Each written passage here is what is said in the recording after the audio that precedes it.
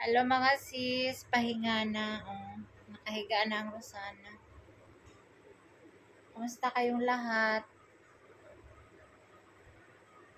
Ay, nabidlak. Ang damit sa katulong, sorry. Hindi ko alam. Yaan nyo na yan.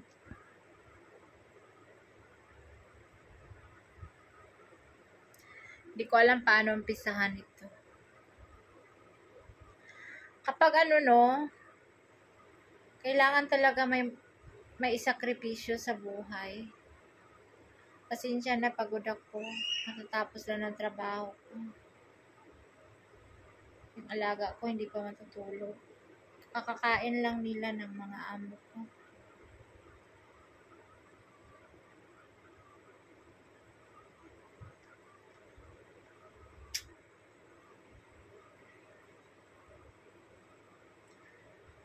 Anong nyo guys, opinion nyo sa alam nyo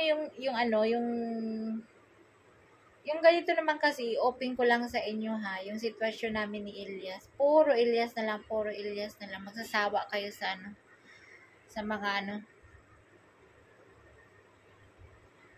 yung alam mo yung, ang sarap na lang itulog, tapos mag-isip ka pa sa family, na puro katiksa, na puro silos, na puro ganyan, ilan ang driver nyo, ganito, ganyan, baka nakagusto sa'yo yung amo mo, yung mga ganyan ba, araw-araw.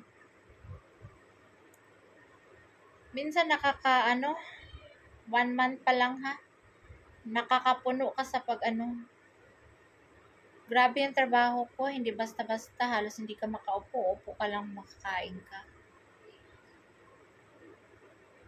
Tapos yung asawa mo, nakikiusap ka nga, intindihin ka, understand, please understand. Sa gabi lang ako may oras.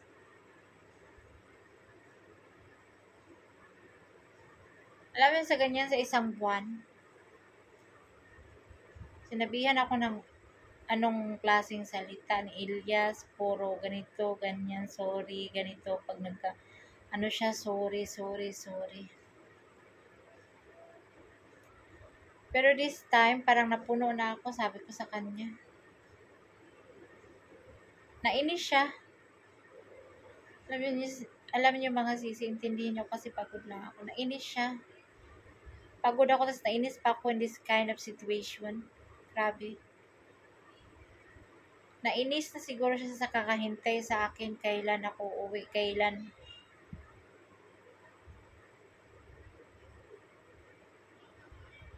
Ako, calm down lang ako. Ayoko sobrang stress kasi baka mag-collapse ako, may sakit ako.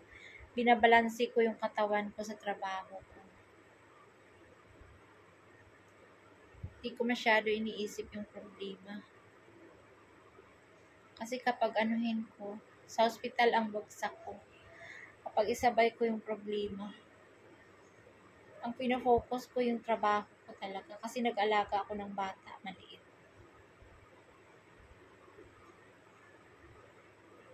Dagdag pa itong asawa kong. Sa dami naming away, sa isang buwan kong nawala, 1 year na akong nawala sa kanya. Sa dami niyang pinagsisilos, ganito, ganyan. Kasi minsan lang kami sa text. Minsan lang kami magka-catch up sa text.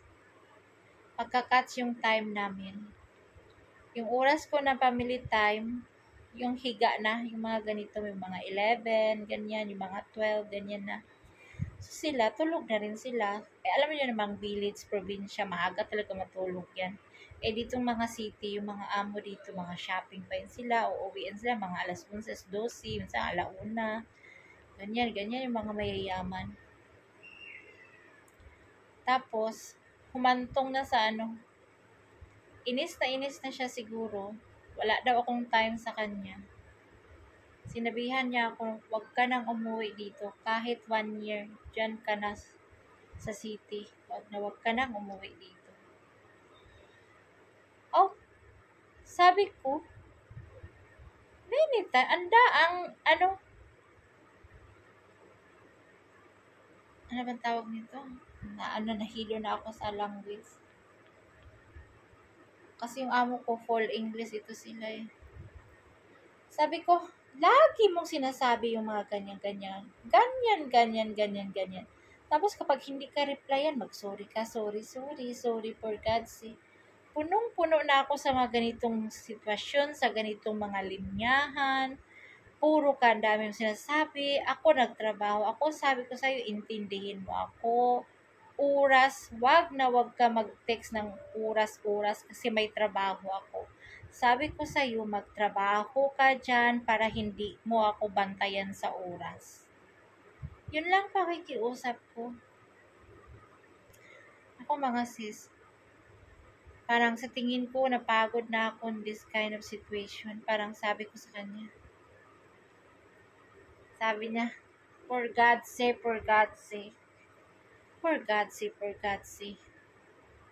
How many years tayong ganito? For God's sake, always for God's sake.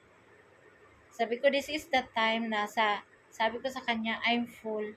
Mapapanood ko niya kasi ito yung may usapan namin sa Messenger, isa mga ganyan-ganyan.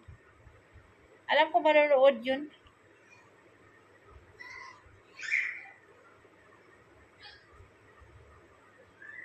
Pagod na ako. Pagod na ako sa trabaho. Pagod pa sa asawa, sa kakaisip. Ganyan, may asawa pa, wala na ngang trabaho, hindi ka pa suportahan sa mo. Diyos ko. Yun lang naman ang ko. Ask ko, intindihin mo ako kay nagtatrabaho ako. Wala na nga akong halos tulog. 1 oras, 2 oras ang tulog sa isang gabi, 3 oras. Kayo dyan. Sabi ko sa kanya, hindi ko siya ni-replyan, ginamit yung cellphone ni Myra. Sabi ko, wag na wag mong gamitin yung mga cellphone ng mga bata para sa wag mo idamay yung mga bata sa natin. Usapan natin.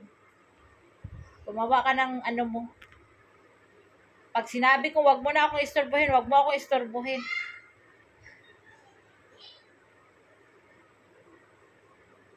Ay, Diyos ko.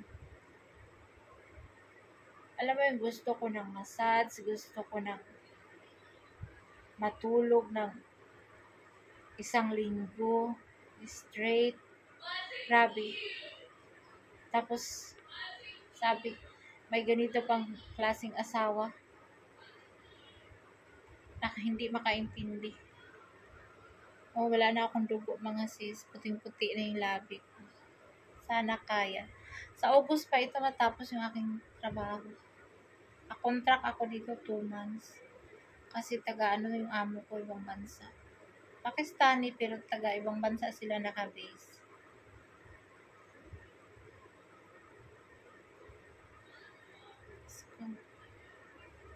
Humantong na siguro sa sabi ko, I'm full with you.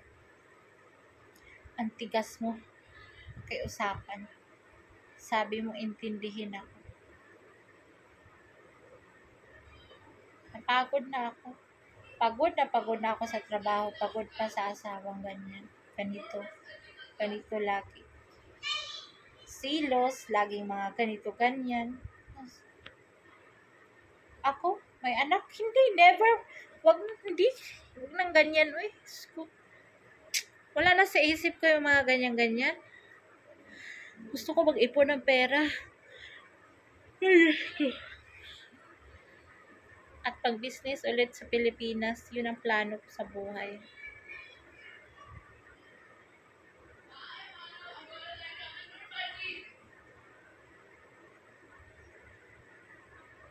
Nadapa ka naman nung una. Bangon ulit, di ba?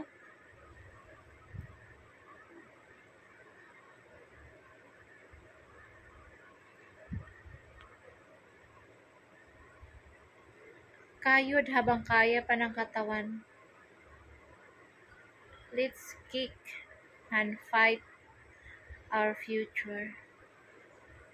Diba mga sis, mga OFW, pagod man, kaya yan, lilipas din ang bukas.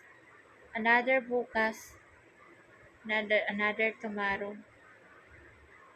Laban Japan.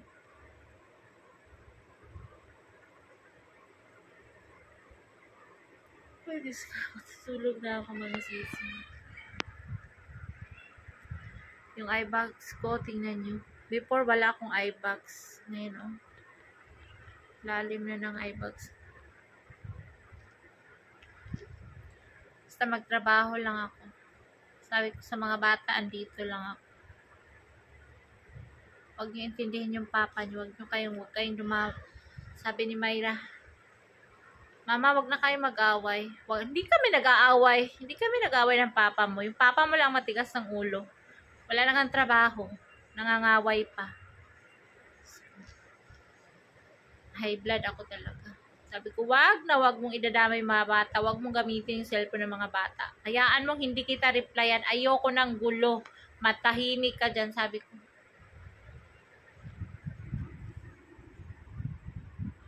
Ayoko masyadong yung sarili ko. Kasi parang sasabog yung ulo ko. Parang puputok yung ulo ko, mga sis. Stroke ang abot natin dito. Patay tayo. Oh my God.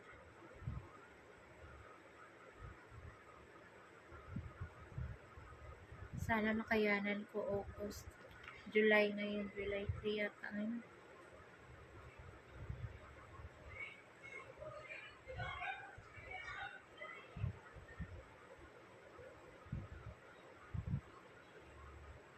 Sabi ko sa kanya, I'm full with you. Parang gusto ko nang hiwalayan na. Bye, andito yung alaga ko, Masi. God bless everybody. Sorry, nakahiga ako.